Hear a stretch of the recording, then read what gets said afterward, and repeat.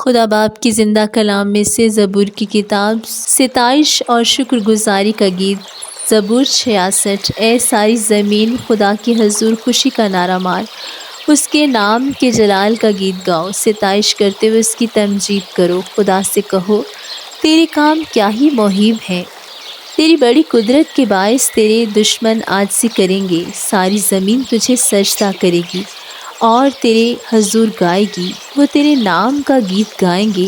آؤ اور خدا کے کاموں کو دیکھو، بنی آدم کے ساتھ وہ اپنے سلوک میں محیب ہے۔ اس نے سمندر کو خشک زمین بنا دیا، وہ دریا میں سے پیدل گزر گئے، وہاں ہم نے اس میں خوشی منائی۔ وہ اپنی قدرت سے ابد تک سلطنت کرے گا، اس کی آنکھیں قوموں کو دیکھتی رہتی ہیں۔ سرکش لوگ تکبر نہ کریں، اے لوگوں ہمارے خدا کو مبارک کہو اور اس کی تعریف میں آواز بلند کرو۔ وہی ہماری جان کو زندہ رکھتا ہے اور ہمارے پاؤں کو پھسلنے نہیں دیتا، کیونکہ اے خدا تو نے ہمیں آزما لیا ہے، تو نے ہمیں ایسا تایا جیسے چاندی تائی جاتی ہے۔ تو نے ہمیں جال میں پھنسایا اور ہماری کمر پر بھاری بوجھ رکھا۔ تو نے سواروں کو ہمارے سروں پر سے گزارا۔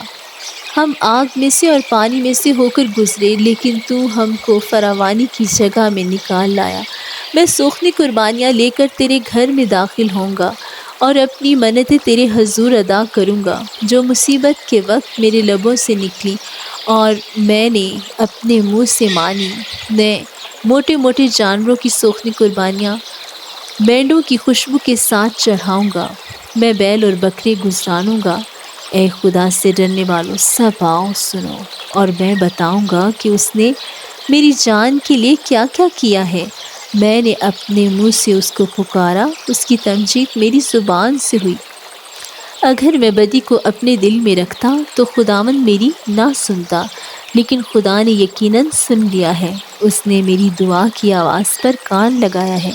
خدا مبارک ہو جس نے نہ تو میری دعا کو رد کیا اور نہ اپنی شفقت کو مجھ سے باز رکھا۔ آمین۔